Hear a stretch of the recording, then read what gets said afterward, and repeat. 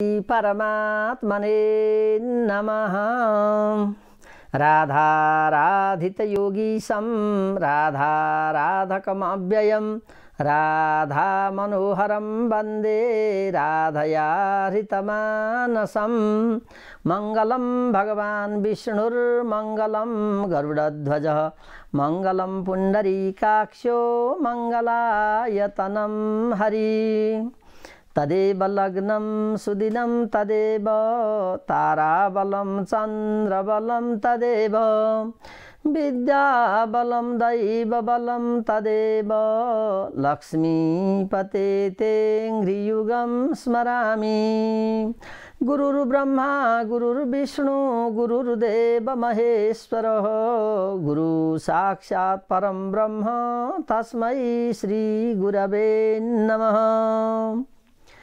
ध्याये नित्यं महेशं रजतगिरिनिभं चारुचन्द्रावतंसं रत्नाकल्पोज्ज्वलाङ्गं परशुमृगवराभीतिहस्तं प्रसन्नं पद्मासीनं समन्तात् स्तुतममरगणैर्व्याघ्रकृतिं वसानं विश्वाद्यं विश्ववन्द्यं निखिलभयहरं पञ्चवक्त्रं त्रिनेत्रम् कर्पूरगौरं करुणावतारं संसारसारं भुजगेन्द्रहारं सदा वसन्तं हृदयारविन्दे भवं भवानी सहितं नमामि। हे राधे वृषभानुभूपतनये सर्वेश्वरी राधिके हे कृष्णानन पंकज भ्रमरिके कृष्ण प्रिये माधवी। हे वृंदावन नागरी गुणगुरो दामोदर प्रेयसी हे हे श्री ललितादिकं प्रिय सखी प्राणाधिपे पाहि माम्। शान्ताकारं भुजगशयनं पद्मनाभं सुरेशं विश्वाधारं गगनसदृशं मेघवर्णं शुभांगं लक्ष्मीकान्तं कमलनयनं योगिभिर्ध्यानगम्यं वन्दे विष्णुं भवभयहरं सर्वलोकैकनाथं। वन्दे विष्णुं भवभयहरं सर्वलोकैकनाथम्।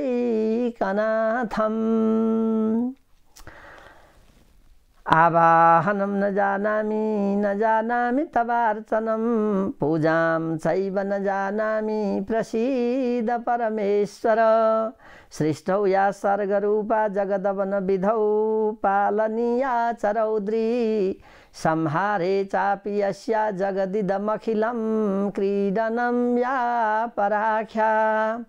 पश्यन्ति मध्यमाथो त्वदनु भगवती वैखरी वर्णरूपा सा स्मद्वाचं प्रसन्ना विधिहरिगिरिशा राधितालङ्करोतु। या माया मधुकैटभ प्रमथिनी या माहिषोन्मूलिनी या धूम्रेक्षणचण्डमुण्डमथिनी या रक्तबीजासिनी शक्तिः शुम्भ निशुम्भ दैत्यदलिनी या सिद्धिलक्ष्मी परा सा दुर्गा नवकोटिमूर्तिसहिता मां पातु विश्वेश्वरी। खर्वस्थूलतनुं गजेन्द्रवदनं लम्बोदरं सुन्दरं प्रस्यन्दं मधुगन्धलुब्धमधुपव्यालोलगण्डस्थलम् दन्ताघातविदारितारिरुधिरै सिन्दूरशोभाकरं वन्दे शैलसुतासुतं गणपतिं सिद्धिः प्रदं कामदम्। ॐ नेपालजनन्यै नमः। जय जय श्री राधे श्याम। समादरणीय पूजनीय वन्दनीय भगवत पाद सेवानुरक्त भक्त महानुभावहरू, सदा झैं आज पनि यही समयमा यहाँहरू सबैलाई हार्दिक हार्दिक हार्दिक नमन। सोध्नै पर्दैन दिन कसरी बित्दैछन् भनेर। यो सबैले जानिसकियो एउटा पिंजडाभित्रको जीवन, यतिखेरको जीवन बिहान उठेदेखि बेलुका नसुतुन्जेलसम्म लगभग हामी सबैको अहिले काम कुरो मिलिरहेको छ। उठ, भगवानको सेवा अर्चना गर, त्यसपछि खाना खाऊ, बस त्यसपछि फेरि यसो केही मनोरञ्जन गर, यस्तै टेलिभिजनहरू हेर अथवा चाहिँ कोरोनाको अपडेट हेर, अनि खुइए गर, थाप्लामा हात राख, ओठमुख सुकाऊ, यति मरेछन्, हे भगवान के भएको होला नि त, यो कहिले निको होला, कहिले साम्य होला यो कोरोना भन्ने यस्तै चिन्ता व्यक्त गर। फेरि गर्दा गर्दै 1 बज्छ 2 बज्छ, फेरि भोक लागिहाल्छ, अनि फेरि खाजा खाऊ, फेरि सबैजना बस, अनि आफ्नो आफ्नो घरमा जो हामी छौँ, कोही किताब हेरौँला, कोही मनोरञ्जनमा अनेक किसिमका मनोरञ्जनका साधनहरू लिएर हामी गरौँला, कोही नृत्य गरौँला। अहिले त बडो रमाइलो भएको छ, हिँड्न पाइँदैन, घरैमा बसेर पनि युट्युबबाट सङ्गीतबाट नाचेर गाएर जिउ घटाउन पनि अहिले त धेरैले सुरु गरिसकेका छौँ, किनभने बाहिर हिँड्न त पाइँदैन। युट्युब एउटा विचित्रको साधन आइदिइसकेको छ हामीलाई। अनि त्यसैमा हेरो, कसैले रियाज गर्नलाई त्यहीँबाट सिक्यो, कसैले नृत्य गर्न त्यहीँबाट सिक्यो, कसैले त्यहीँबाट यस्ता कुराहरू हेऱ्यो, बस त्यसै गर्यो। गर्दा गर्दै फेरि समयले पर्खिने होइन, कोरोना आओस् नआओस्, कोरोना लागोस् नलागोस्, ऊ आफ्नो गतिमा अनवरत रूपले अगाडि बढिराखेको छ। फेरि साँझ पर्छ, फेरि खाना खायो, सुत्यो, उठ्यो, बस अहिले यहाँहरूलाई कस्तो छ होला, के होला भनेर सोध्न त्यति जरुरत छैन। तैपनि यहाँहरूलाई सन्चै त होला, किनभने रोग त जतिखेर पनि लाग्दिन सक्छ। कोरोना मात्रै लाग्नुपर्छ भन्ने छ र? कहिलेकाहीँ त्यही खाइराखेको खानाले पनि पेट गडबड गरिदिन्छ, अनि त्यहाँबाट अनेक किसिमका रोग लाग्दिन सक्छन्। हामीलाई यो अवस्था गाह्रो छ भनेर हुँदैन, यो शरीरको संयन्त्र जतिखेर पनि बिग्रन सक्छ। कसैलाई एपेन्डिसाइड हुन सक्ला, कसैलाई स्वाभाविक रूपले ज्वरो आउन सक्ला, कसैलाई के भइदिन सक्ला। कति साना साना नानीहरू जन्मिराखेका छन्, मिनटै पछि जन्मिराखेका छन्, तिनीहरूको स्वास्थ्यमा के कस्तो बाधा पुग्ला अथवा उनीहरूलाई कस्तो होला। हाम्रा घरमा वृद्ध भएका बुवा आमा पनि हुनुहुन्छ, उहाँहरूलाई पनि हामीले त्यत्तिकै ख्याल गर्नु परेको छ, उहाँहरूलाई कस्तो होला। कोही हाम्रा यो कोरोना लाग्नुभन्दा अगाडिदेखि बिरामी हुनुभएका पनि आफन्तहरू हुनुहुन्छ, उहाँहरूलाई कस्तो भएको होला। आखिरी हाम्रा दैनिक क्रियाकलाप त यी हुन्, यी भइरहेकै थिए। अहिले कोरोना लागेर रोग लाग्न छोड्दैन, बच्चा बच्ची जन्मन छोड्दैनन्, वृद्ध भएका बुवा आमालाई बिसन्चो हुन छोड्दैन।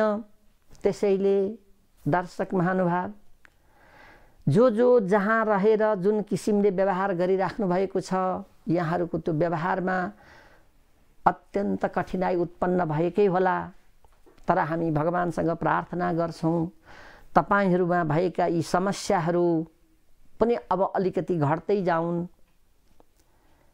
यी घरायसी बाधा व्यवधानहरू पनि घट्दै जाउन्। त्यसैले हामी भगवानसँग प्रार्थना गरौँ, हे प्रभु, यो कोरोना रूपी राक्षसलाई, यो राक्षसनीलाई चाँडै हजुरले समन गरिदिनु पर्यो। हामी यही प्रार्थना गरौँ, हजुरहरूको घरमा अरू केही दुःख पीडा नथप्युन्। के गर्ने, यही कोरोनामा नियमित ढंगबाट यो संसारलाई छोडेर, यो भौतिक शरीरलाई छोडेर जाने पनि कति भइराख्नु भएको होला, उहाँहरूलाई कति पीडा भएको होला। मलामी जान पनि समस्या छ, त्यो दशाह क्रिया गराउन पनि गाह्रो छ। गुरुहरूलाई आउन त्यत्तिकै गाह्रो होला, कर्ताहरूलाई गर्न त्यत्तिकै गाह्रो होला। बजारमा जाउँ किन्न पाइँदैन, हेरौँ त पीडा हामीलाई कति पीडा छ। त्यसैले हामीले अघि सुरुमै भगवानका धेरै श्लोक पाठ गर्यौं। त्यहाँभित्र एउटा हाम्रो भावना के छ भने, हे आमा, हे देवी, हजुर महाकाली, महालक्ष्मी, महासरस्वतीको रूपमा रहेर पनि त कस्ता कस्ता जघन्य अपराधीहरूलाई समन गर्नुभएको थियो, कस्ता कस्ता जघन्य अपराधहरूलाई पनि साम्य गर्नुभएको थियो। हजुर अब प्रकट भइदिनुहोस् आमा, हामी पनि साह्रै बिचल्लीमा परेका छौँ, किनभने यो कोरोना रूपी राक्षसले हामीलाई निलिसक्यो। हजुरले हामीलाई दया गर्नु पर्यो भन्ने किसिमको भाव राखेर अघि मैले 2-4 श्लोकहरू यहाँहरू समक्ष वाचन गरिसकेको छु, हात जोडिसकेको छु। हामी सबैको तर्फबाट, हामी सबैको जे गर्छौँ हामी सबैको तर्फबाट गर्छौँ। हामीले गर्नुपर्छ पनि त्यही। किनभने आजको अपडेट हेरौँ त, कहाली लाग्दो छ। यो त घट्नेतिर होइन बढ्नेतिर गइराखेको छ, झन् बढ्दो छ। यहाँहरूले हेरिराख्नु भएको छ 23,32,036 जनाको 36 जना यो कोरोनाबाट संक्रमित भइसक्नु भएको छ। हिजोको र आजकोमा हेर्नुहोस् त लाख जनाको भन्दा बढी भइसक्यो भिन्नता। 23,32,036 जना अहिले भर्खरैसम्म यो रोगबाट संक्रमित भइसक्नु भएको छ भने 1,60,767 जनाले यो संसारबाट बिदा लिइसक्नु भएको छ। 1,60,767 जनाले यो संसारबाट कोरोनाका कारणले बिदा लिनु परेको छ। जान त गइराख्थ्यौँ हामी, हाम्रो पनि क्रम त्यही हो। तर यो महामारीमा परेर जाँदाखेरि भने मन कता कता चसक्क दुख्दो रहेछ, मुटुको कुनामा ढुकढुकी बढ्दो रहेछ, अनि भित्र एक किसिमको नमिठो भाव उत्पन्न हुँदो रहेछ। किनभने यो स्वाभाविक किसिमबाट हामी गएका थिएनौँ। कोरोनाको कारणले जानु पर्दाखेरिको पीडा भने वास्तवमा यो असह्य हुँदो रहेछ। त्यसैले हे प्रभु हामी के भनौँ, यो अवस्थामा हेर्दा तर उपचार गरेर उपचार सफल भएर फर्कनेहरू पनि हुनुहुन्छ। हाम्रै देश नेपालमा पनि उपचार गरेर फर्कने 2 जना भइसक्नु भएको छ। यहाँहरूले यस्तै टेलिभिजनको दृश्यमा त्यो कुरा हेरि नै सक्नु भएको छ। उहाँहरूलाई पनि हामी हार्दिक हार्दिक हार्दिक शुभकामना व्यक्त गर्दछौँ। हामीले नयाँ वर्षमा उहाँहरूलाई शुभकामना दिन पाएनौँ, किनभने उहाँहरू आइसोलेसन वार्डमा हुनुहुन्थ्यो, क्वारेन्टाइनमा हुनुहुन्थ्यो। हाम्रो शुभकामना सायद उहाँलाई हामीले पुर्याउन सकेनौँ होला, तर आज घरमा पुगिसक्नु भएको छ। त्यो घरमा एउटा खुसियाली छाएको छ। त्यसैले जो उपचारबाट निरोगी भएर फर्किनु भएको छ उहाँहरूलाई फेरि हामी नयाँ वर्षको हार्दिक शुभकामना व्यक्त गर्दछौँ। त यो उपचार पछाडि सफल भएर उपचार सफल भएर अथवा कोरोनालाई जितेर जानेहरू पनि 5,79,961 जना भइसक्नु भएको छ। यो संख्या पनि बढ्दो छ र हामी प्रार्थना गर्छौँ, हे भगवान यसै गरी यो संख्या बढ्दै बढ्दै बढ्दै जाओस् र यो कोरोनाले स्थान नपाओस् समाजमा, र ऊ आफ्नै कोरोना नभनिकन ऊ आफै रोना, ऊ आफै रुँदै रुँदै रुँदै यहाँबाट बिदा होस्। हामी यही प्रार्थना गरौँ। जीवन चक्रलाई हेर्दै जाँदा कस्तो जीवन रहेछ यो, मनुष्य जीवन कस्तो रहेछ। अरू प्राणीहरूलाई यस किसिमको कुनै चिन्ता छैन, तर हामी नै बडो चिन्तित भइराखेका छौँ। किनभने हामी सचेत छौँ, हामीमा बुद्धि र विवेक छ। यही बुद्धि र विवेकलाई प्रयोग गर्दा हामी चिन्तित भएका छौँ। हामीलाई पीडा भएको छ, हामीलाई छटपटी भएको छ। मानव हुनुको रहस्य पनि त यही नै त हो। दुःखमा दुःख र सुखमा सुख साटासाट गर्न सकिएन भने हामी सच्चा मानव बन्न सकेनौँ। र यो सच्चा मानवतालाई प्रकट गर्ने बेला पनि यही नै हो। हामीले यतिखेर धेरैतिर सम्झनु परेको छ। हाम्रा कतिपय गुरु आश्रमहरूमा, गुरुकुलहरूमा विद्यार्थीहरू बसेका छन्। तिनीहरू घर जान पाएका छैनन्। अब त्यस्ता गुरुकुलमा बस्नेहरूले के खान्छन् होला, कसरी तिनलाई खुवाउने प्याउने होला। कतिपय आश्रमहरू मुष्टिदानबाट चलेका छन्। अब त्यो मुष्टिदान पनि पुर्याउन सक्ने अवस्था छैन।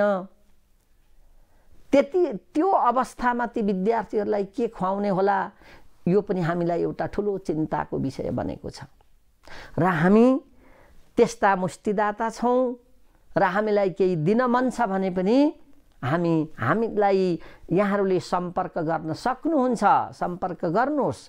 किनभने यो बेला भनेको, यो समय भनेको यस्तै दुःख आपत विपद र कष्टलाई नआत्तिकन समाधान गर्ने बेला हो, मौका हो। हामीले पहिले पनि भनेका थियौँ, हामीले यो सम्पर्क नम्बरमा सम्पर्क गर्नुहोला, मलाई यति दिन मन छ, म यति चाहिँ सहयोग गर्न चाहन्छु भन्ने ती महामना दाताहरू जो हुनुहुन्छ उहाँहरूले हामीलाई सम्पर्क राख्नुभयो भने हामी अवश्य पनि त्यस्ता गुरुकुलमा यहाँहरूले दिएको दान दातव्य हामी पुर्याइदिन सक्छौँ।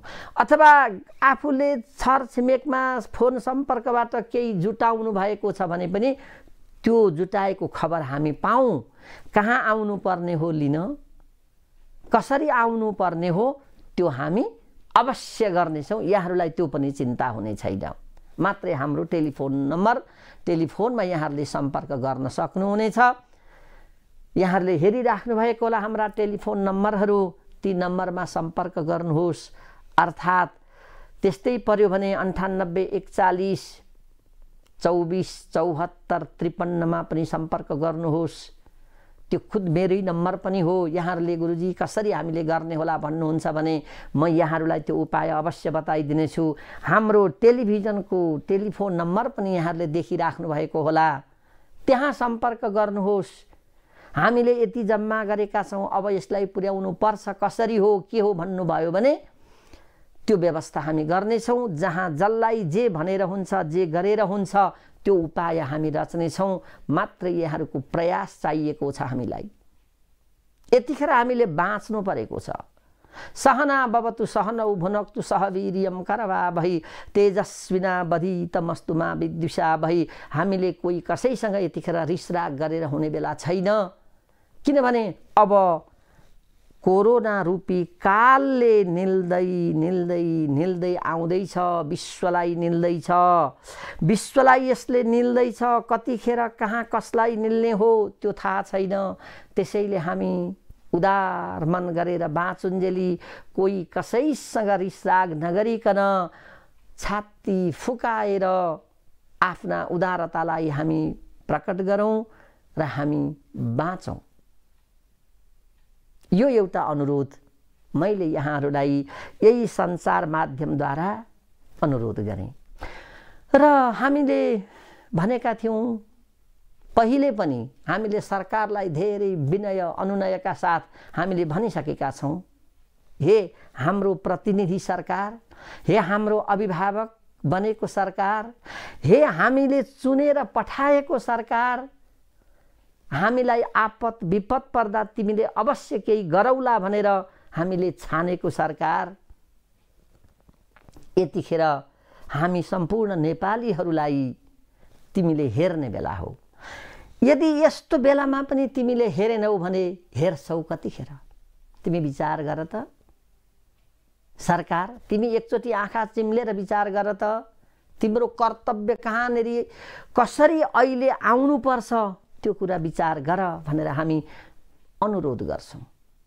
हामीलाई लाग्छ हाम्रा जनप्रतिनिधिहरू बडो विद्वान हुनुहुन्छ, बडो दूरदर्शी हुनुहुन्छ, बडो परोपकारी हुनुहुन्छ, न्याय प्रेमी हुनुहुन्छ र हामी सबैलाई माया गर्ने अभिभावक हुनुहुन्छ। यस्तो बेलामा तपाईहरू निष्ठुरी बनिदिनु भयो भने भोलि गएर तपाईहरूको काम कतिखेर हामीले लिने? राजद्वारे श्मशाने च यस्तिष्ठति स बान्धव पनि भनेको छ। वास्तवमा अनेक दुःख पर्दाखेरि जुन दुःख पर्छन्, दुःख कष्टमा साथ दिने नै सच्चा साथी हो, मित्र हो, आफन्त हो, सरकार हो। दुःखका बेलामा वास्ता नगर्ने, सुखका बेलामा आएर चाहिँ यहाँ गर्छु र उहाँ गर्छु भनेर नाना थरी कुरा गर्ने काम कसैले गर्यो भने भोलि कसैले पनि पत्याउँदैन। किनभने तैँले दुःखका बेलामा हेरेको थिइनस्, अहिले आएर खुब मुखले ठिक्क पार्छस् कि भनेर त्यतिखेर त्यो जवाफ उनीहरूले दिन सक्छन्। त्यतिखेर हामीलाई मुख देखाउन बडा गाह्रो हुन्छ, लाज लाग्छ, किनभने प्रत्यक्ष दुःख अहिले परेको छ। यस बेलामा सरकारले सहयोग नगर्दा भोलि यही जनताले पठाएको सरकार र जनताकै सहयोग चाहिने सरकारले भोलि के कुरा फेरि भन्ला, कसरी भन्ने होला, यो कुरा अवश्य पनि हाम्रो सरकारले सोच्ने छ र यो अवस्था आउन दिने छैन भन्ने हामीले ठानेका छौँ, सोचेका छौँ, बुझेका छौँ र हामी अनुरोध गर्छौँ, हे नेपाल सरकार, तिमीले यस्तो मौकामा बडो बुद्धि पुर्याऊ है। अलिकति के गर्दाखेरि अब यसलाई हामीले मिलाउन सक्छौँ भनेर त्यो तालमेल गर, छलफल गर, किन तिमीहरू त्यहाँ विज्ञ भएर बसेका छौ। व्यवस्थापिका, कार्यपालिका, न्यायपालिका यो तीनै अङ्गका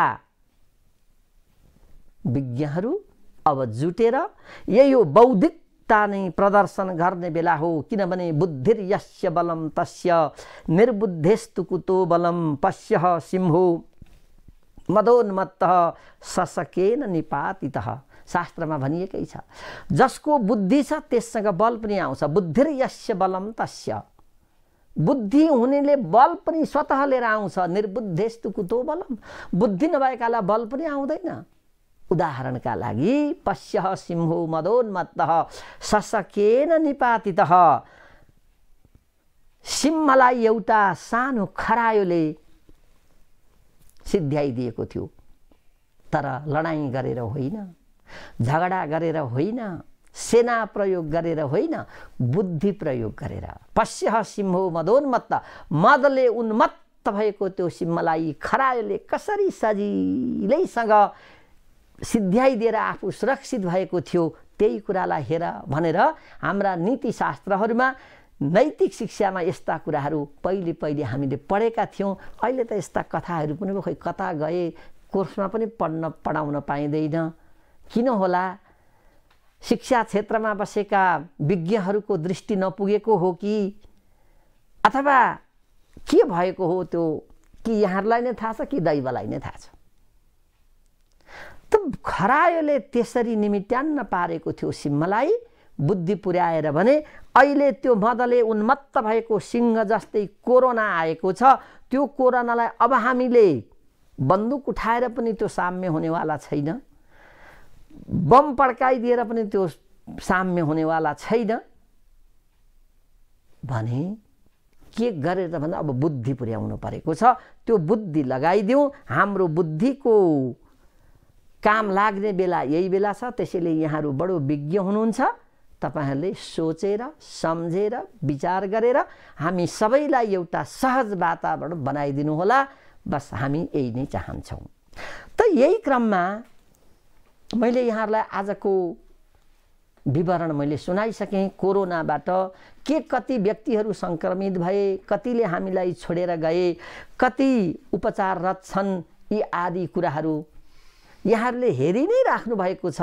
तैपनि एउटा ताजा खबरको रूपमा मैले यहाँहरू समक्ष प्रस्तुत गरेँ र म यहाँहरूलाई जोड्दैछु। वास्तवमा हामीले जान्नुपर्ने कुरा के हो त भन्दा, यहाँनिर यो चुकेको ठाउँ मैले सुरुदेखि नै भन्दै भन्दै भन्दै आएको छु। हामीले हाम्रो धर्म बिर्स्यौँ। हामीले हाम्रो धर्म बिर्सदाखेरि आज यो आपत विपत आइलागेको हो, अरू केही पनि होइन। यसलाई गहिरिएर विचार गर्ने हो भने यति मात्रै हो।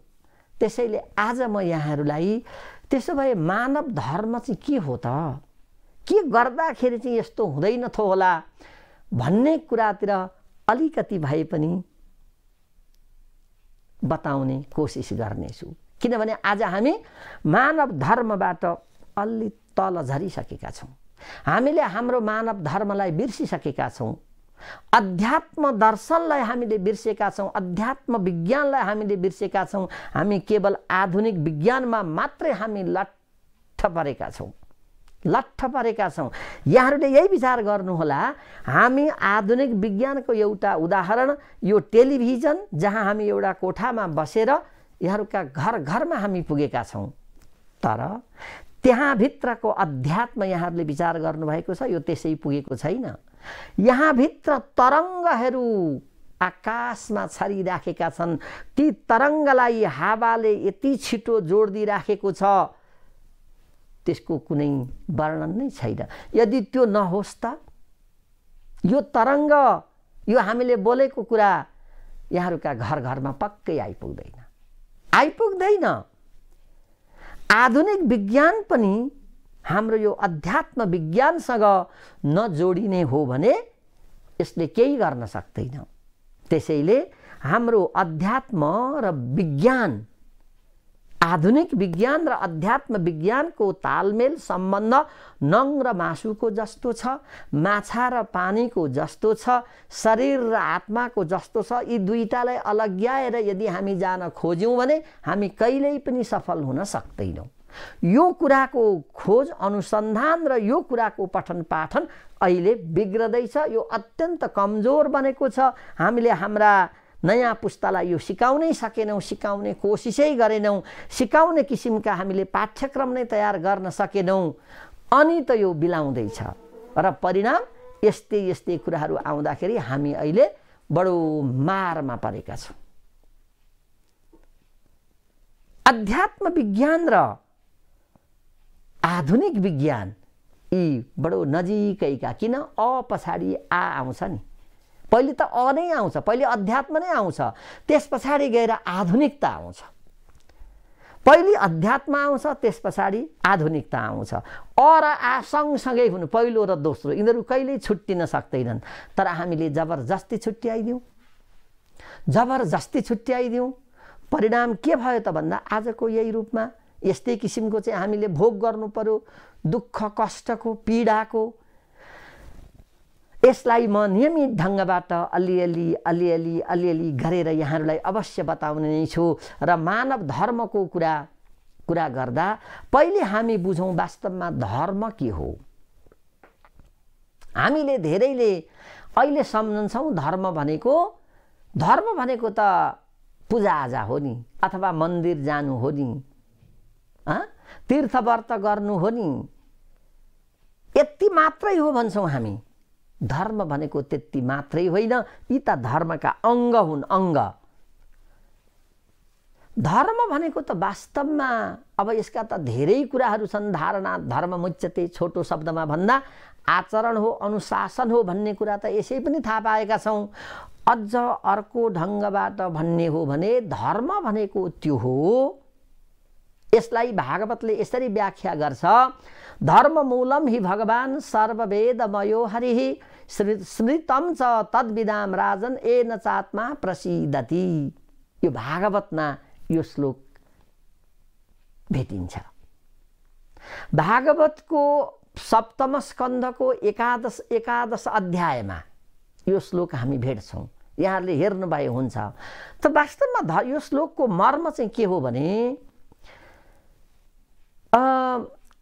जुन काम गर्दा, जुन कुरा गर्दा आत्मग्लानी हुँदैन, जुन काम गर्दा, जुन कुरा गर्दा आत्मग्लानी हुँदैन, त्यो धर्म हो। आत्मग्लानी हुँदैन, त्यो धर्म हो। अझ अर्को सजिलोसँग भन्दाखेरि जुन काम गर्दा लोकको कल्याण हुन्छ, लोकको कल्याण हुन्छ, भलाइ हुन्छ। कल्याणको अर्थ भलाइ, लोकको भलाइ हुन्छ, त्यही नै धर्म हो। बस यति बुझियो भने त हामीलाई पुगिहाल्यो नि। किनभने धर्मका त धेरै परिभाषा छन्, धर्मको विशद व्याख्या छ। तर यति बुझ्नुपर्ने कुरा के हो भने सार चाहिँ के हो भन्दा धर्म भनेको लोकको हित जेबाट हुन्छ, जुन कामबाट हुन्छ, जुन कुराबाट हुन्छ, अथवा जे गर्दा हुन्छ, त्यही नै धर्म हो। यति बुझ्न सक्यौँ भने त हामीले हाम्रो मानव धर्म, किन यो संसार जोगाउने मानव धर्म नै हो।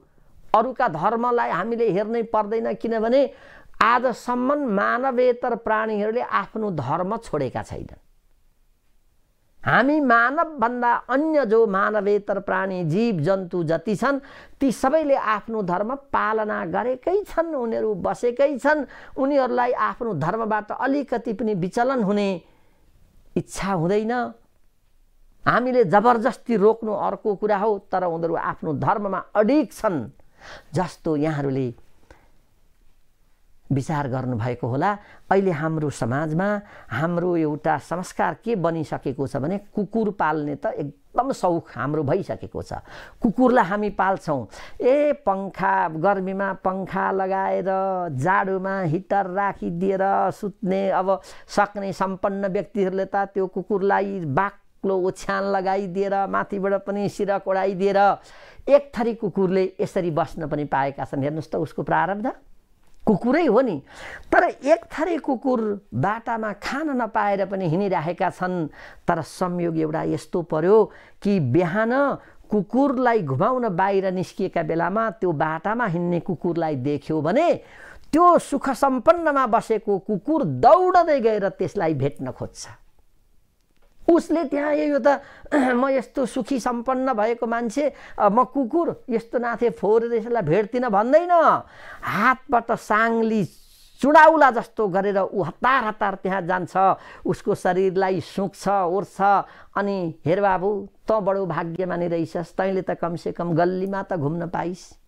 म त यति मोटो साङ्लीले बाँधिएर एउटाको हातले समातिएर हिँडेको छु, खान त पाइरहेछु, तर मैले अरू स्वतन्त्रता पाइनँ। यो मान्छे आफू स्वतन्त्रता खोज्छ, फ्रिडम खोज्छ, तर अरूको स्वतन्त्रता चाहिँ हरण गर्छ भनेर एकछिन गुनासो पोख्छ। अनि ऊ आउन चाहन्न, तर हामी जबरजस्ती तानेर ल्याउँछौँ। त्यसैले उसले आफ्नो धर्म छोडेन।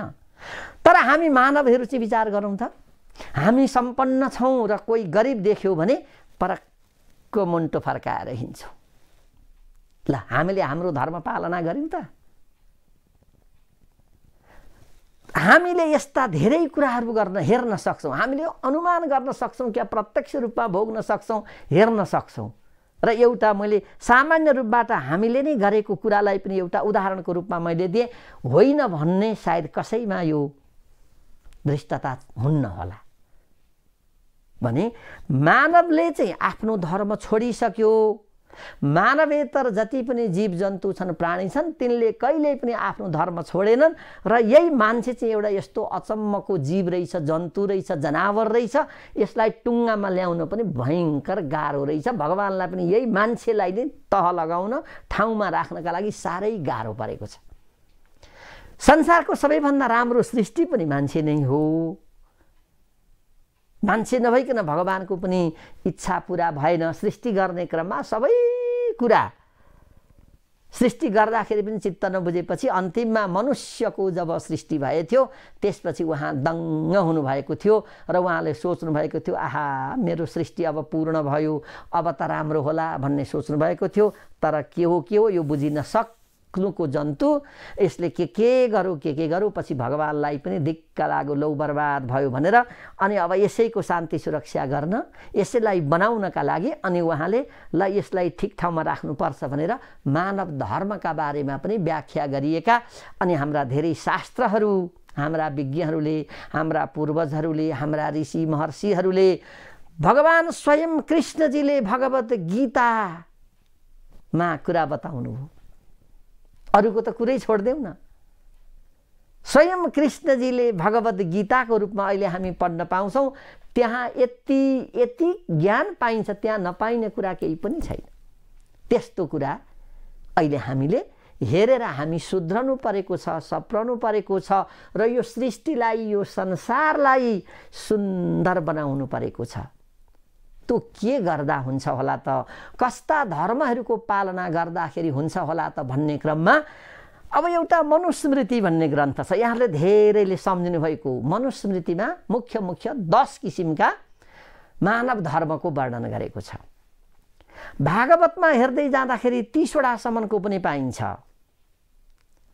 तर ती जहाँ छन्, जे छन्, ती सबै महत्त्वपूर्ण छन्। यति मात्रै पनि होइन, हाम्रो समाजमा त अत्यन्त विज्ञ व्यक्तित्वहरू पनि हुनुहुन्छ, पण्डितहरू हुनुहुन्छ, विद्वानहरू हुनुहुन्छ, मनीषीहरू हुनुहुन्छ। उहाँहरूले पनि अध्ययन गर्दा गर्दा गर्दा यो पो हो कि, किनभने यसलाई यसरी थप्न पाए पो हुन्थ्यो कि, यसलाई यसरी ल्याउन पाए पो हुन्थ्यो कि भनेर विचार गरेर फेरि त्यहाँ थपघट गर्ने क्षमता पनि उहाँहरूमा हुँदा त्यो पनि गर्नुभएको छ। त्यस्ता व्यक्तित्वहरूमध्ये एउटा उदाहरण हामीले जस्तै धेरै कविहरूको महाकवि लक्ष्मीप्रसाद देवकोटा भयो, लेखनाथ पौडेल भयो, हाम्रो राष्ट्रकवि ओहो माधव घिमिरे जो अब 100 वर्ष पुगिसक्नु भएको छ है। उहाँ हाम्रो कति मार्गदर्शक हुनुहुन्छ। उहाँहरूले लेखेका कविताहरू पढ्दाखेरि हामी पग्लन्छौँ।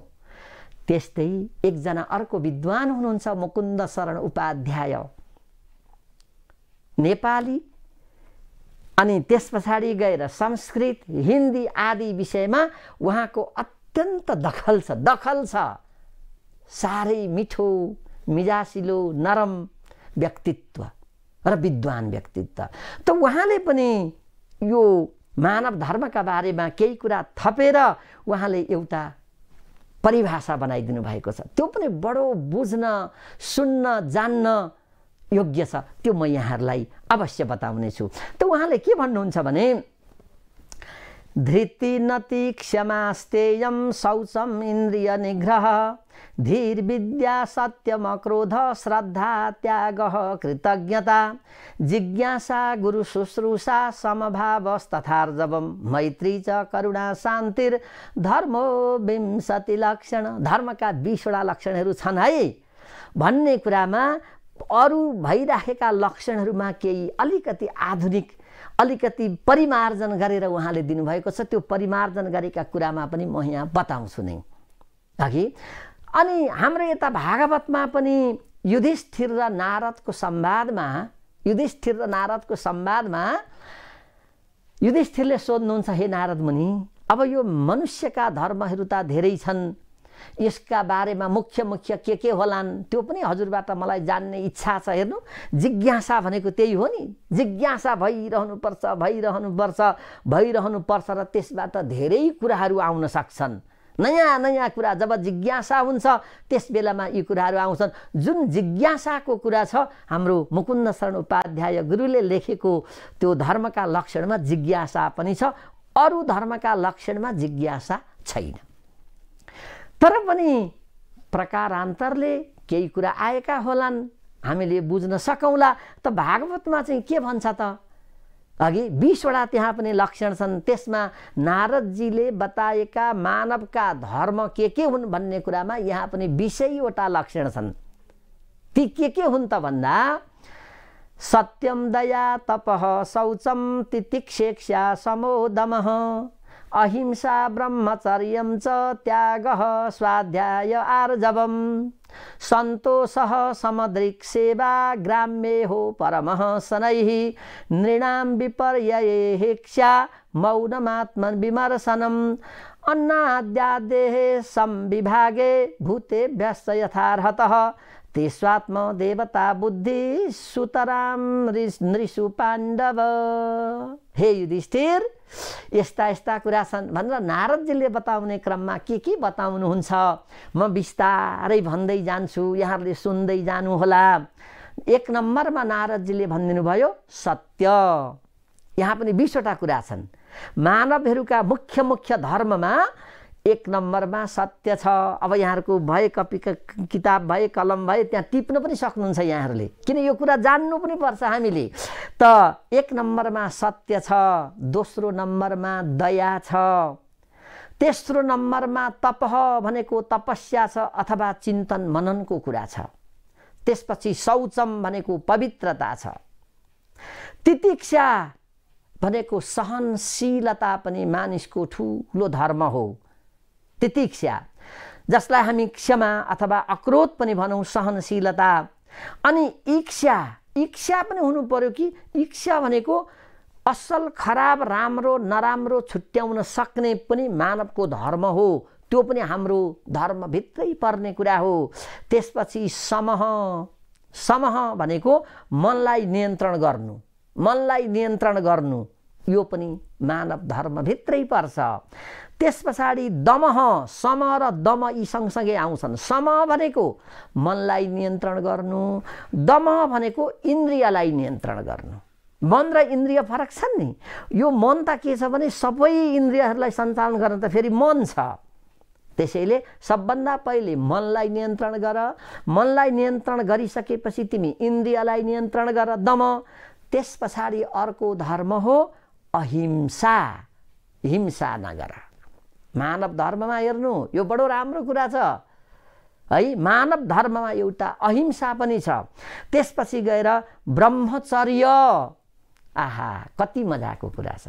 ब्रह्मचर्य पनि मानव धर्मको एउटा महत्त्वपूर्ण धर्म मानिन्छ। त्यसपछि त्याग हो। त्याग त्याग गर्न पनि सक्नु पर्यो नि। त्याग गर्न पनि सक्नु पर्यो। त्यो पनि मानव धर्ममै पर्छ। 11औं नम्बरमा पर्छ यो त्याग। 12औं नम्बरमा स्वाध्याय छ। 12औं नम्बरमा मानवको धर्म हो स्वाध्याय। विचार गर्दै जाउँ। म फेरि 12 नम्बरसम्म यहाँलाई क्रमैसँग भन्छु। 1 नम्बरमा सत्य, 2 नम्बरमा दया, 3 नम्बरमा तपस्या, 4 नम्बरमा शौच, 5 नम्बरमा तितिक्षा, 6 नम्बरमा ईर्ष्या, 7 नम्बरमा सम, 8 नम्बरमा दम, 9 नम्बरमा अहिंसा, 10 नम्बरमा ब्रह्मचर्य, 11औंमा त्याग र 12औंमा स्वाध्याय। यी 12वटा भई। त्यस पछाडि गएर आर्जवम। 13 नम्बरमा आर्जवम छ। आर्जवम भनेको सरलता। सरलता, जटिलता होइन, सरलता अथवा कुटिल नबन्नु भन्ने अर्थमा पनि यो पछि म व्याख्या अवश्य गर्ने नै छु। त्यसपछि 14 नम्बरमा छ सन्तोष। सन्तोषी हुनु पनि परम धर्म हो। त्यसपछि गएर 15औं नम्बरमा छ समदृक। समदृक भनेको समदृष्टि। सबैमा सुनिचैव स्वपाके च पण्डिता समदर्शिन भनेर भगवान कृष्णले गीतामा बताएको कुरो यही हो समदृक। अनि 16औं नम्बरमा छ सेवा। जो अहिले हामी कोरोनाको अवस्थामा कतिले सेवा गरिरहेका छौँ नि, त्यो पनि मानव धर्म भएकाले त हामी गरिरहेका छौँ, नभए किन गर्थ्यौँ र। अनि 17औं नम्बरमा छ ग्राम्य हो परमम। विलासी नबन्नु। विलासी नबन्नु, विषय भोगमा नलाग्नु। विषय भोगमा लागेपछि त सारा कुरो गडबड हुन्छ भनेर यो पनि मानव धर्ममै रहेको छ। 18औं नम्बरमा छ विपर्यय हेक्षा। यो भनेको कुनै पनि कर्म गर्दा यसको सकारात्मक पक्ष के होला, यसको नकारात्मक पक्ष के होला, यसको परिणाम कस्तो आउला भनेर बडो विचार गरेर गर्नु। कति महत्त्वपूर्ण कुरा छन्। यो पनि यसैमा आउँछ। अनि त्यस पछाडिबाट गएर 19मा मौन रहनु। मौन रहन पनि जान्नुपर्छ। बक बक बक बक बोलिराख्नु पनि हुँदैन। र 20 नम्बरमा छ आत्मविमर्शनम, आत्माको चिन्तन। एकातिर यी कुराहरू पाइन्छन् भने मैले अघि भने हाम्रो आदरणीय गुरु जो विद्वान हुनुहुन्छ उहाँले आफूले दिएको परिभाषामा यिनी भन्दा पनि यिनी सँगसँगै भनौँ, यी त यसै पनि हामीलाई चाहिन्छन् नै, यसका अतिरिक्त पनि अझै पुगेनन् है भनेर उहाँले बडो राम्रा राम्रा मानव धर्म थपिदिनु भएको छ। त्यो भनेको धैर्य।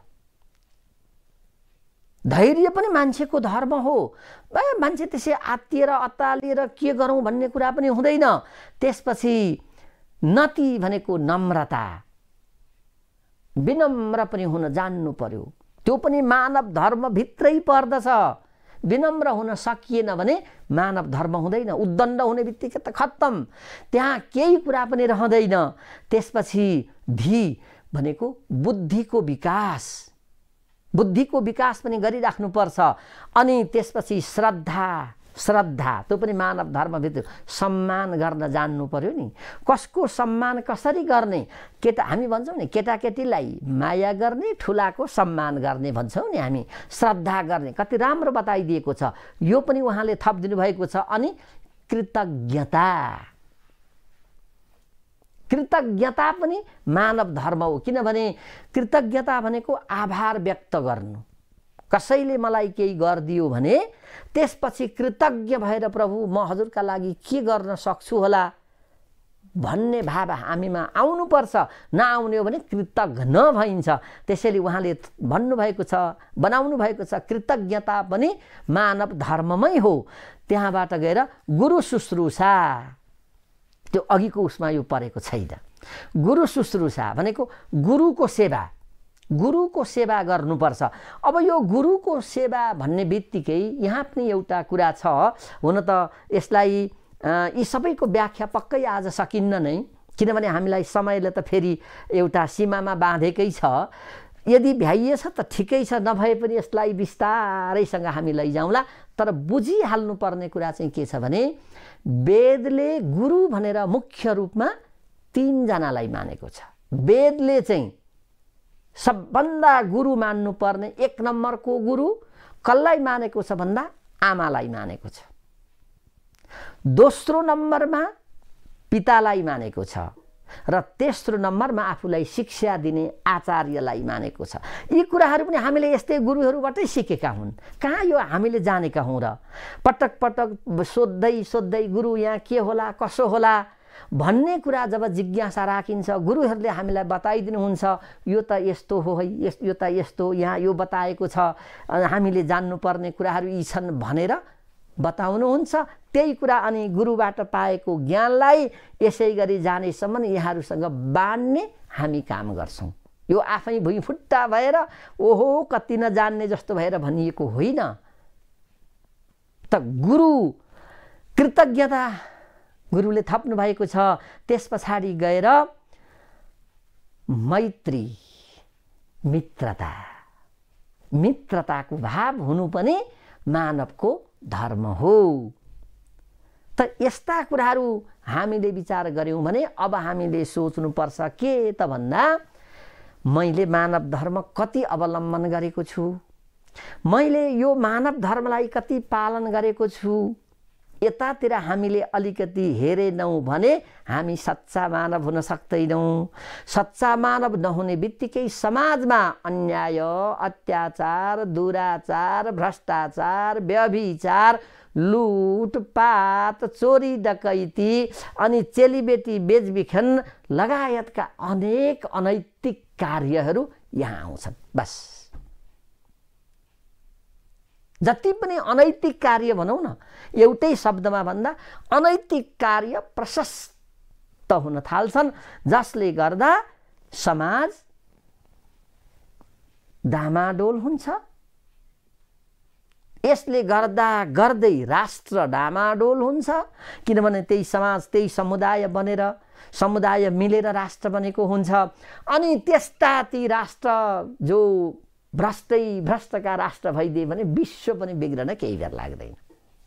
त्यसैले हामीले जान्नु परेको छ मानव धर्म मुख्य के हुन्। यसलाई म विशेष रूपमा विस्तारै पनि लान्छु, किनभने आखिर हामीलाई हतारै के छ र? सिक्नु न छ। जति कुरा सिक्छौं, जति कुरा बुझ्छौं, त्यो कुरालाई चाहिँ भित्र घैँटामा घाम लाग्ने गरी भन्छौं नि हामी, घैँटामा घाम लाग्ने गरी बुझियो भने भोलिदेखि हामीमा परिवर्तन आउन सक्छ। त यसमा सबभन्दा पहिलो कुरा के छ त भन्दा सत्य।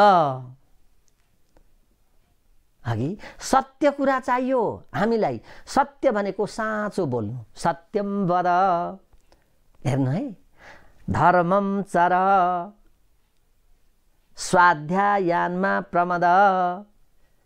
ल हेर्नु, यी कुराहरू त्यसै आएका छैनन् नि।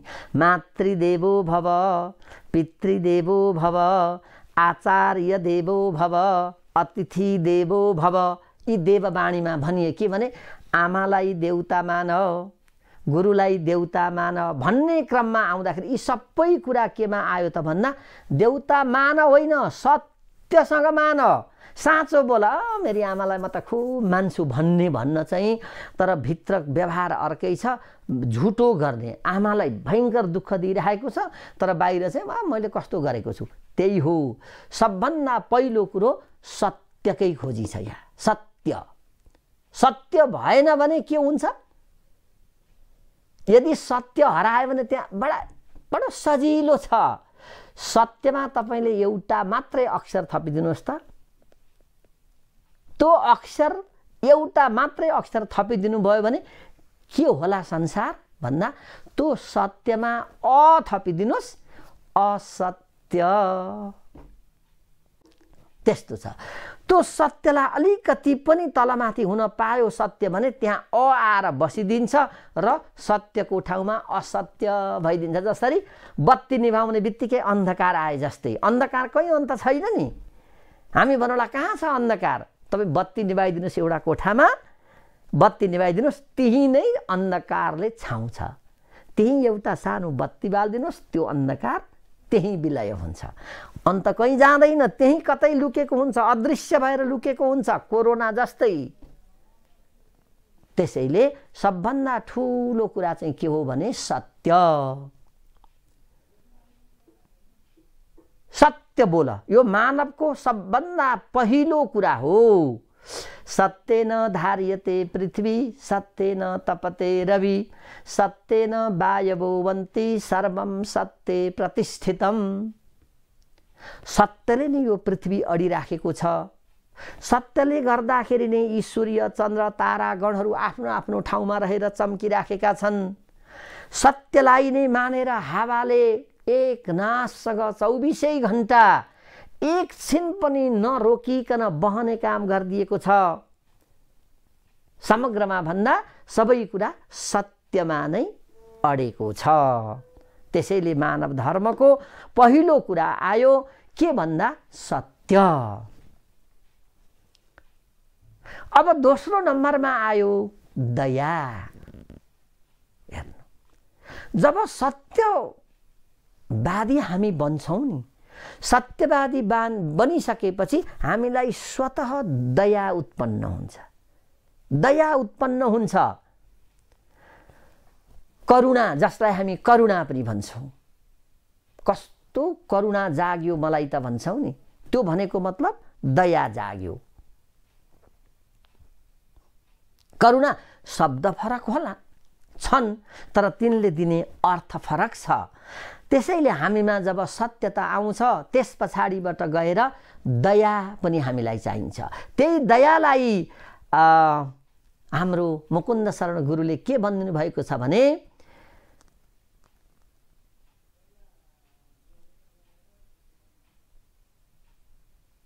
सत्यम दया तपः शौचम भन्ने एकातिर छ भने, धृति नति क्षमास्तेयम शौचम इन्द्रिय निग्रह धीर विद्या सत्यम क्रोध। उहाँले पनि त्यहाँ सत्यलाई राखि नै दिनुभएको छ भने सत्य त कहीँ गए पनि कसैले छोड्नेवालै छैन। यो सत्य भनेको त्यति राम्रो कुरा छ। त सत्यता हामी सबैमा हुनुपर्छ। आज संसारमा यो पुरा गडबडी आउनुको कारण के हो भन्दा सत्यताको कमी हो। हामी सत्य काम गर्ने, सत्य भनेको के हो त भन्दा मन वचन कर्म यी सबैलाई मिलाएर काम गर्नु नै सत्य हो नि। मनले एक थोक भन्छ, मुखले अर्को थोक भन्छ, हातले अर्को काम गर्छ भने त्यहाँ सत्यता भएन। मुखमा राम राम, बगलीमा छुरा, पेटमा खेल्छन् अरू नै कुरा भन्ने त हाम्रो उखान छ। यी हाम्रा उखानभित्र कति मर्म हामी पाउँछौँ। त्यसैले हामीमा सबभन्दा पहिलो कुरो हुनु पर्यो सत्य। सत्यता हुने बित्तिकै अब हामी साँच्चै त्यही सत्यले सत्पात्र बन्न सक्छौँ। सत्पात्र हुने बित्तिकै हाम्रा सत्कार्य हुन सक्छन्। सत्कार्य हुने बित्तिकै अनि हाम्रो समाज अत्यन्त सज्जनको समाज बन्न सक्छ। दर्शक महानुभावहरू, आज यो मानव धर्ममा सत्यलाई अगाल्ने हामी कति हौला, हामी कति छैनौँ होला। हामीले अनुभव गरेका छौँ। तपाईँ पसलमा किन्न जानुहोस्, त्यहाँ भाउ एउटा पसलमा एक किसिमको छ, अर्को ठाउँमा अर्को किसिमको छ। असत्यको अवलम्बन गर्ने बित्तिकै त यही कोरोनाको बीचमा पनि यहाँहरूले धेरै सुन्नु भइसकेको छ। कतिवटा पसललाई कारबाही गरिसक्यो, कति व्यक्तिहरूलाई कारबाही गरिसकेको छ असत्य काम गरिरहेको हुँदाखेरि। यही सत्य नहुँदाखेरि भ्रष्टाचार पनि हुन्छ। किन असत्यमा लागेपछि त यो हुन्छ यो हुँदैन भन्नै पर्दैन कि। जब सत्य हराउँछ, सत्यको जब विलय हुन्छ, त्यहाँ असत्यको राज हुन्छ। असत्यको राज हुने बित्तिकै कुकार्य जे पनि हुन्छ नि यो भन्नै परेन। तपाईको त्यहाँ अन्याय पनि हुन सक्छ, अत्याचार पनि हुन सक्छ, बलात्कार पनि हुन सक्छ, भ्रष्टाचार पनि हुन सक्छ, हत्या पनि हुन सक्छ, हिंसा पनि हुन सक्छ, अथवा सबै कुरा हुन सक्छ। यो ऊ भनेर के भन्ने? राम्रो काम केही हुँदैन, नराम्रो काम मात्रै हुन्छ। त्यो के को अभावमा? सत्यको अभावमा। त यो कुरा आजको हाम्रो आधुनिक युगमा हामी अहिले 21औं शताब्दीमा छौं नि। यो 21औं शताब्दीमा आएर सत्य चाहिँदैन भन्ने को होला त? सत्य त सबैलाई चाहिएको छ। सत्य कुरा बोलेन है भनेर अहिले भनौँ न ठुल्ठुला राष्ट्रको बीचमा अहिले बडो जुहारी चलेको छैन। फलानाले यति लुकायो, यसले यसो गर्यो, वास्तविक कुरा यो हो, त्यसैले यहाँ बडा समस्या हो भनेर कुर्लिएको हामी देखिरहेका छौं नि। शक्ति सम्पन्न राष्ट्रहरू यही कोरोनाको विषयलाई लिएर किन तोक्नु पर्यो यो र ऊ भनेर यहाँले समाचार हेरिराख्नु भएको छ। सत्य कुरा नआउँदाखेरि सबैलाई पीर पर्दो रहेछ। त्यसैले ढाँट्नु हुँदो रहेनछ। नढाँटिकन यथार्थ कुरो भनिदियो भने त यहाँ त यस्तो रहेछ, वास्तवमा हुनुपर्ने अब के होला भन्ने कुरा आउँथ्यो। त्यसैले मानव धर्मको पहिलो खुड्किलो आधार भनेकै के हो भन्दा सत्य। सत्य हुने बित्तिकै के आउँछ त भन्दा दया पनि आउँछ। दया पनि आउँछ। सत्य हुने, सत्यलाई अगाल्ने मान्छेले हरेक प्राणीमाथि दया गर्छ। दयालाई कविहरूले के भन्दछन् भन्दा पारसमणि पनि भनेका छन्। कवि शिरोमणि लेखनाथ पौडेलले दयालाई जगतभरको पारसमणि भनेर पनि भनेका छन्। पारसमणि, पारसमणि त्यस्तो चिज हो जसले फलामलाई पनि सुन बनाइदिन्छ। त त्यस पछाडि गएर सत्य र दया यी बडो महत्त्वपूर्ण कुरा छन्। यी मानव धर्मभित्र पर्छन्। यिनलाई हामीले पालना गर्न सकेनौँ भने हामी असल मानव पनि हुन सकेनौँ र हामी बसेको परिवार, हामी बसेको समाज, हामी बसेको समुदाय, हामी बसेको राष्ट्र त्यसले पनि कहिले उन्नति र प्रगति गर्न पाउँदैन। त्यो समाजमा पनि कहिले राम्रा कार्यहरू हुन पाउँदैनन्। किन भन्दा सत्य र दया नहुने बित्तिकै।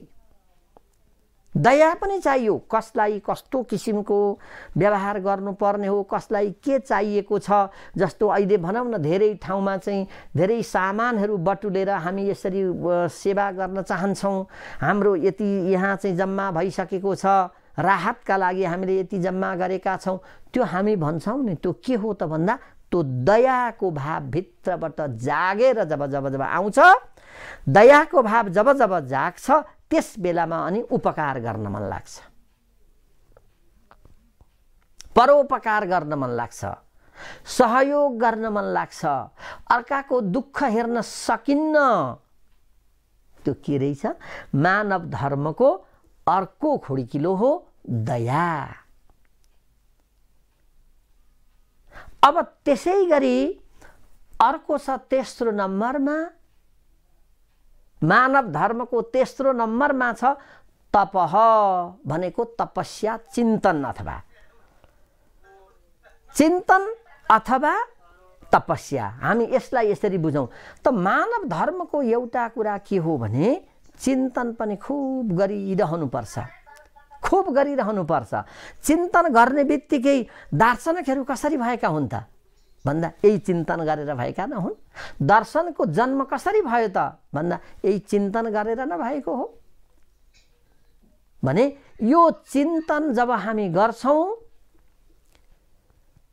तपस्या गर्छौँ, अनि हामी केही नयाँ कुरा अवश्य प्राप्त गर्न सक्छौँ, भेट्न सक्छौँ। र जुन हाम्रो तपस्याद्वारा, चिन्तनद्वारा, मननद्वारा प्राप्त गरिएको सम्पत्ति हो त्यो विश्व कल्याणका लागि उपयोगी हुन्छ। बाधे बाधे जायते तत्त्वबोध भनेर पनि बताइएको छ। किन हामीले छलफल गर्नु पर्यो, चिन्तन गर्नु पर्यो, तपस्या गर्नु पर्यो? एक्लै घोत्लिएर हुन्छ कि अथवा जान्ने विज्ञहरूको समूहमा गएर पो हुन्छ कि अथवा किताबहरू पढेर पो हुन्छ कि अथवा के गरेर हुन्छ? त्यो तपस्या गर्नु पर्यो। तपस्या भनेको केवल आँखा चिम्लिएर माला जप्नु मात्रै तपस्या होइन। तपहले के बताउँछ त भन्दा तपस्या अथवा चिन्तनलाई बताउँछ। तिमी चिन्तन गर। हामीले त्यसरी माला जप्ता पनि कसको चिन्तन गरेका हुन्छौँ भन्दा आफ्नो आराध्य देव, जसलाई हामीले आफ्नो आराध्य देव बनाएका छौँ त्यसैको चिन्तन गर्छौँ, अरू केही गर्दैनौँ। त चिन्तनले नै के गर्छ भन्दा त्यहाँभित्र भएको रहस्यलाई बाहिर ल्याइदिन्छ। त यही ठाउँमा चिन्ता गर्यो भने सारा डामाडोल हुन्छ। त्यसैले चिन्ता होइन चिन्तन गर्नुपर्छ भनेको त्यत्तिका लागि नै हो। चिन्ताको ठाउँमा चिन्तन गऱ्यौँ भने हामी जस्तो सुकै कुरालाई पनि हामी समाधान गर्न सक्छौँ। अहिले यही कोरोनाको बारेमा भनौँ न, अहिले हामी सबै ओहो यस्तो भयो, सब मरेछन्, यस्तो गरेछन्, अब कसो गर्ने भनेर चिन्ता मात्रै गऱ्यौँ भने अहिले जुन भन्ने 23 लाखको थियो भोलि 60 लाख पुग्देला, हामीले चिन्ता मात्रै गऱ्यौँ भने। तर यही ठाउँमा चिन्तन गऱ्यौँ अब कसरी रोक्ने होला, के गर्ने होला भन्दा यी लकडाउनका कुराहरू आइराखेका छन्, क्वारेन्टाइन, यी चिन्तनले ल्याएका कुरा हुन्। ल हेर्नु भने यो एउटा तपस्या नै हो। किनभने नयाँ चिजको खोजी गर्नु, नयाँ चिजलाई प्राप्त गर्नु यो तपस्याको फल हो। त्यसैले शास्त्रले के भन्छ त भन्दा यो एकजनाका लागि मात्रै, ऋषि मुनिहरूलाई एकदम चाहिँ ऊर्ध्वपुण्ड लगाउनेलाई, त्रिपुण्ड लगाउनेलाई अथवा कमण्डलो बोक्नेलाई, एउटा आश्रममा बस्नेहरूका लागि, पहेँला लुगा लगाउनेहरूका लागि मात्रै, अथवा जो राम राम भन्छन्, कृष्ण कृष्ण भन्छन्, अब शिव शिव भन्छन् त्यस्ताहरूलाई मात्रै भनेको होला त यो? ल विचार गरौँ त। यो त संसारमा सबै जो मानवहरू छन् ती सबैका लागि भनिएको हो भन्दा हाम्रो अध्यात्म दर्शन कति धनी रहेछ, कति सम्पन्न रहेछ, कति उदार रहेछ र यसले मानव धर्मलाई कसरी व्याख्या गरेको रहेछ। आज यो सत्यता कसले चाहन्न होला संसारमा? म असत्यको पक्षपाती हुँ भन्ने को एकजना निक्लेला हामी खोजी पसौँ, घरदेखि लिएर विश्वभरि खोजी पसौँ म असत्यको खोजीमा छु भनेर कोही भन्न सक्ने भेट्टाउँछौँ कि भेट्टाउँदैनौँ? त्यसपछि गएर दया म चाहन्न भन्ने को होला त्यो हामी विचार गरौँ। अनि त्यस पछाडि गएर तपस्या चिन्तन गर्न कसलाई मन लाग्दैन होला? कसलाई नयाँ कुराको खोजी गर्न मन लाग्दैन होला? चाहे जस्तो सुकै कार्य गरोस् त्यसले ओहो यहाँ एउटा नयाँ कुरा कसरी ल्याउन सक्छु होला, मैले गरिराखेको काममा नयाँ कुरा कसरी गर्छु होला भन्ने सोचेर ऊ अगाडि बढिराखेको हुन्छ। चाहे त्यो सामान्यभन्दा सामान्य काममा लागेको व्यक्ति किन नहोस् या त विशाल अथवा महान कार्यमा जुटेको काम व्यक्ति किन नहोस्, यी सबैमा यो तपस्या भइराखेको हुन्छ, चिन्तन भइराखेको हुन्छ र पो त त्यो काममा विकास देखिन्छ, त्यो काममा उन्नति प्रगति देखिन्छ, अनि आधुनिकता देखिन्छ, अनि आधुनिकपन देखिन्छ र अनि सारा त्यसमा हामीले नयाँ ढङ्गबाट विचरण गर्न पाउँछौँ।